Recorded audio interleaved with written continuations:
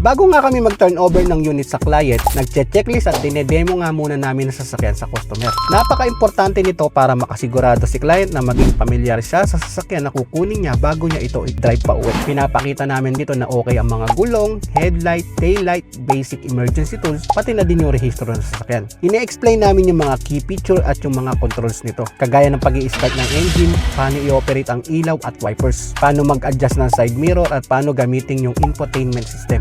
Sinasama din namin sa explanation yung safety features kagaya ng airbag, seatbelt at kung may drive assist function ang sasakyan. Ine-explain din namin sa client kung kailan yung next maintenance nila para aware sila na kailangan na nila magpa-PMS. Para sure si client na nasa kondisyon ang sasakyan nila. Itong simpleng pagdedemo at checklist ay malaking tulong sa mga customer namin para mas maging knowledgeable sila sa sasakyan nila at tumaas ang confidence nila sa pagdadrive ng sasakyan.